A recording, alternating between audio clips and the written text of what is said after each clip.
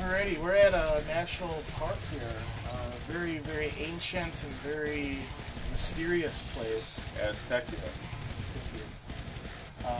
This place is very spiritual in nature. I can tell you right off the bat. We're just doing a little, just testing out the grounds here. We're actually trying to get some permission to actually come here overnight. For an actual study if this actually more of a paranormal thing. We're actually doing some readings right now just to see if it's something that we would like to do. Right off the bat here, it really does feel... It's really an intriguing place. Religious leaders, stuff like that. Well, from the little bit of history that I understand so far, it was Indian civilization. And it almost sounds like they had this blockade around the whole civilization, and it was like to separate themselves from the original inhabitants of the land. So the Indian civilization that was here, I guess, wasn't the original ones that owned the land. I actually hear that there's pyramids or something like that in a lake, too. Yeah, I don't know where that's located at. Lake Mills. It's somewhere around I think that's here. outside of town. Yeah.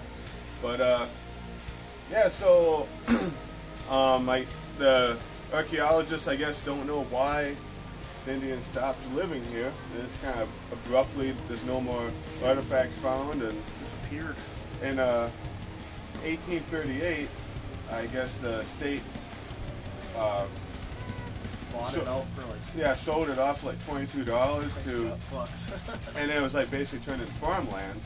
That was like in the 1800s, so it was 1838, I believe. Okay. And then the state actually decided to reclaim it in 1948 and make it would open up as a state park in 1952, I believe.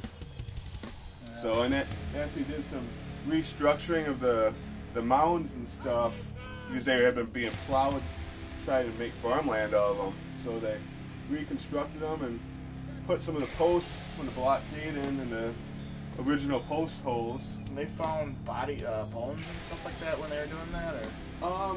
Yeah, the way it sounds is they had the Indians, when they had the civilization here, they had probably their religious leaders and civilization leaders, which were often the same, one and the same. They probably lived up on the mounds, and I guess they have information to back up that some of the bodies were buried in the mountains also. That's pretty cool. I think this will be something a really good project of ours to do. See if we get actual EVPs here. The actual claims here for paranormal is that people feel like they're being stalked here.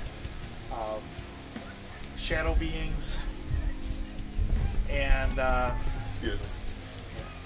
Yeah, shadow beings and people just weird things happening on top of the mountains itself. This is actually really rare for Wisconsin, and to have something like this here. It kind of looks Mayan a little bit, but I do feel that there was some kind of blood type rituals involved with this particular one. It really does feel like that.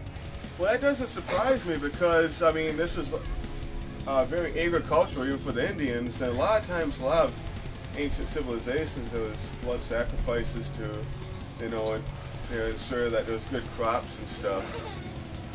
Yeah. So we're probably gonna head up over to the mound itself. We're actually gonna wait until those people get off there. It looks like. Yeah.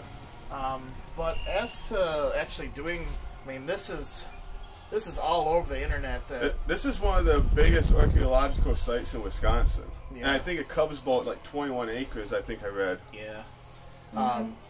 In general, it's just amazing. Like, why is this here? I mean, they found all kinds of artifacts. I mean, arrowheads and pottery, and I mean, it was a whole civilization right here where we're standing. We did some base readings and stuff like that already. We did get some random spikes. We don't know if we had a little digital recorder with us. We don't have the full team with us either, so I mean, it really is just something to And we're just doing base readings. I mean, you can hear there's people walking around here. I mean, it's open to the public right now, so yeah, it's like $7 for just a parking fee for the parking lot, and then you can roam around. What did you say, 6 a.m. until 10 p.m.? Yeah, that's and then we're gonna try to get in after hours. Right. I know Wendy, part of our teammate there, she's actually a part of a different team. Well, she used to be a part of a different team that actually did this place as an investigation. Okay. They got some interesting photos and stuff like that. But well, let's head up there and see what it looks like up there. Yeah, good old Wisconsin though. We're not gonna run out of places anytime soon. This is just so fun to do. We're going to show you everything that we could find in Wisconsin for you. Well, let's head up that way and get something.